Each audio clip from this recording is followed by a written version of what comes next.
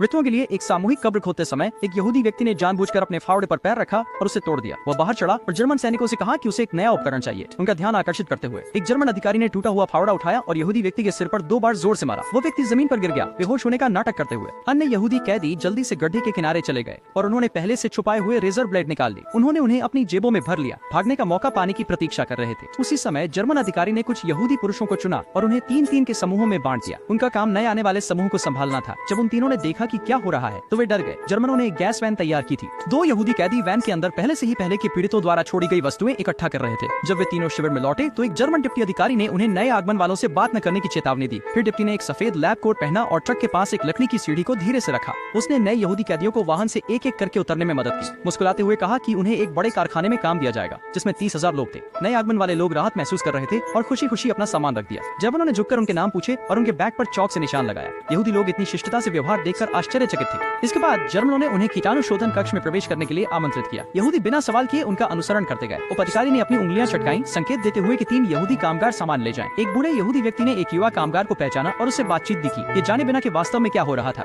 जिसे तथाकथित कीटाणु शोधन कक्ष कहा जा रहा था, वो वास्तव में चोरी की गई वस्तुओं को छांटने की जगह थी। टेबल सोने, बर्तन, थालियां और बच्चों के खिलौनों से भरी हुई थी। 10 मिनट बाद 2 मजदूर सामने के दरवाजे से बाहर निकले। उन्होंने मुड़कर देखा कि बाकी यहूदी कैदियों को गैस वैन में जबरदस्ती डाला जा रहा था और अंततः भयानक सच्चाई का एहसास हुआ। ये एक मृत्यु स्टेशन था। अंदर के लोग धीरे धीरे दम घुटने से मर गए। सामूहिक कब्र की ओर 3 यहूदी मजदूर पीछे पीछे चल रहे थे। वैन के अंदर से चीखें और रोने की आवाजें सुन रहे थे। जब वैन पहुंची तो जर्मनों ने पीछे के दरवाजे खोले। 2 लोग अभी भी जीवित थे, इसलिए सैनिकों ने उन्हें तुरंत गोली मार दी। यहूदी मजदूरों को शवों को उठाने के लिए मजबूर किया गया। उनमें से एक ने अचानक अपनी पत्नी और बेटी के शवों को पहचान लिया। वह टूट गया और जर्मनों से उसे मार डालने की भीख मांगने लगा, लेकिन उन्होंने मना कर दिया। उस क्षण उसने सारी आशा खो दी। उसे पता था कि वह जी नहीं सकता, लेकिन वह मर भी नहीं सकता। वह केवल पीड़ा सहन कर सकता था।